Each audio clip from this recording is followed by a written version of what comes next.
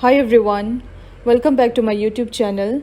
Today's class is on idealism, which is a Western school of thought, and in this video we will cover all the important things that we need to know from the exam point of view, especially your NET exams, where you're often asked the metaphysics, epistemology, axiology, and the role of teachers, methods, curriculum, and so on. So in this video we will learn what is idealism? What is metaphysics, epistemology, and axiology according to this philosophy?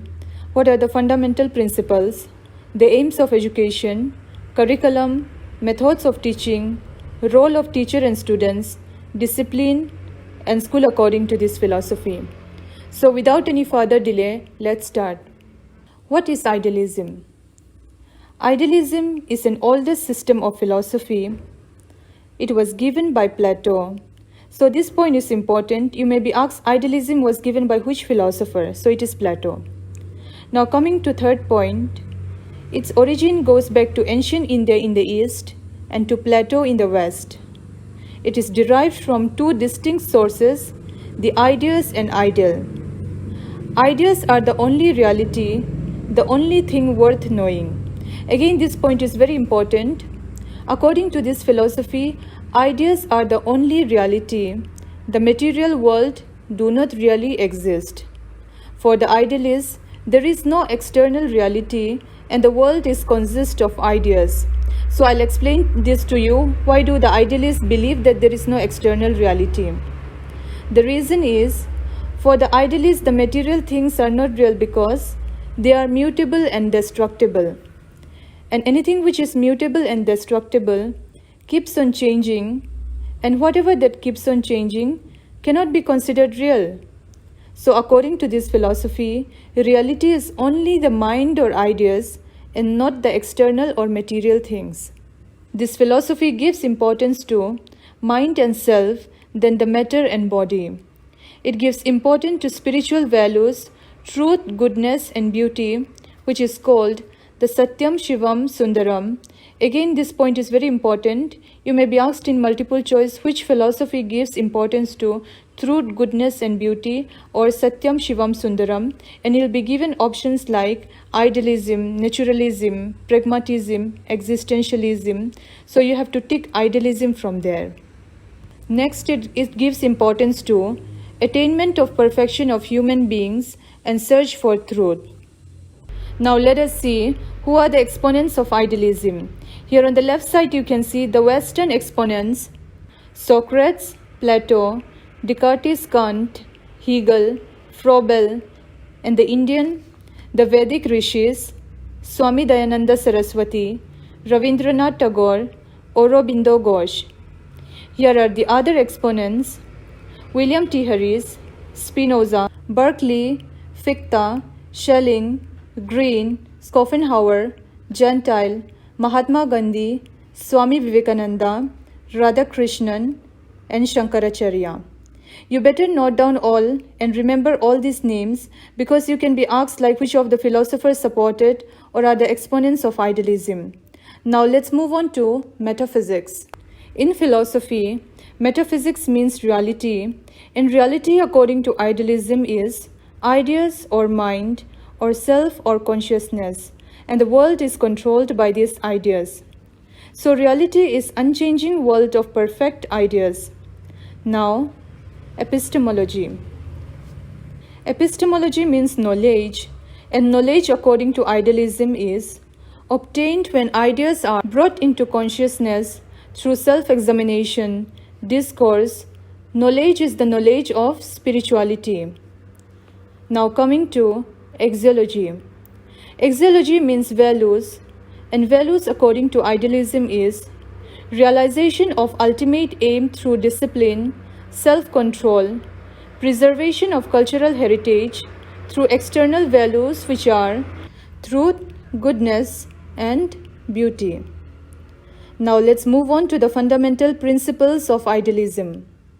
Number 1, God is the ruling authority of the universe. Number 2, spiritual values are supreme and universal. To achieve spiritual perfection, Values are absolute and unchanging. Mind or ideas constitute reality. What is ultimately real is not the object itself, but the idea behind it. This I have already explained to you in the previous slide. So, two major points we have to keep in mind and never forget when it comes to idealism is that it gives utmost importance to spiritualization, and to idealist, reality is ideas. Point 7. Development of ideal personality and faith in spiritual values of truth, goodness, and beauty. Now, coming to the aims of education: self-realization and exaltation of personality, spiritual development, realization of truth, goodness, and beauty, conservation, promotion, and transmission of cultural heritage, development of mind, search for true ideas, character development, development of intelligence and rationality. So these are the aims of education according to idealism. Next is curriculum. So according to idealism, curriculum should be developed according to ideals and external values. Humanistic subjects are emphasized. For intelligence, linguistic, literature, history, geography, mathematics, and science. For aesthetic, arts and poetry. For moral development, religion and ethics. Now, methods of teaching. Idealism advocates many methods. Thus, they think themselves as creator of the methods and not the slave of any particular methods.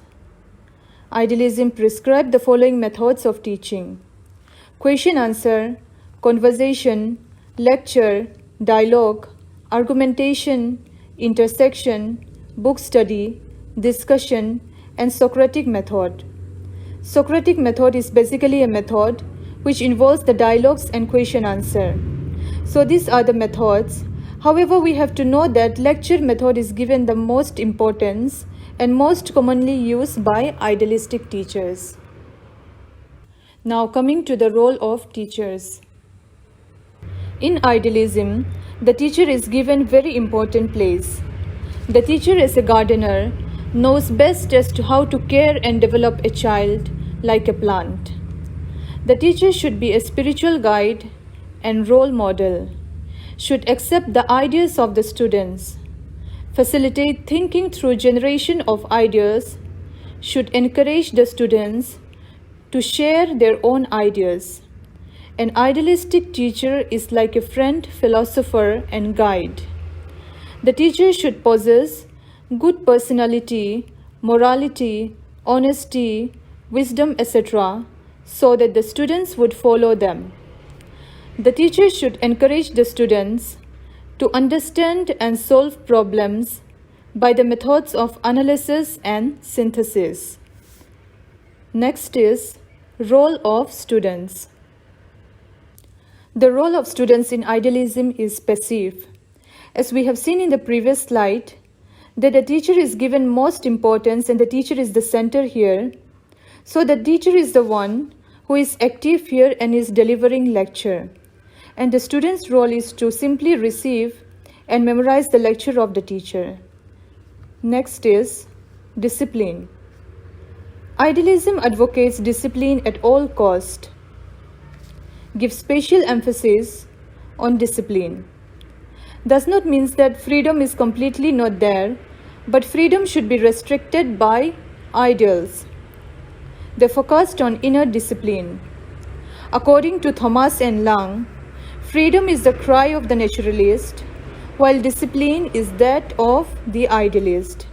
This means that for the naturalist, freedom is given most importance, while for the idealist, discipline is given importance. Next is school.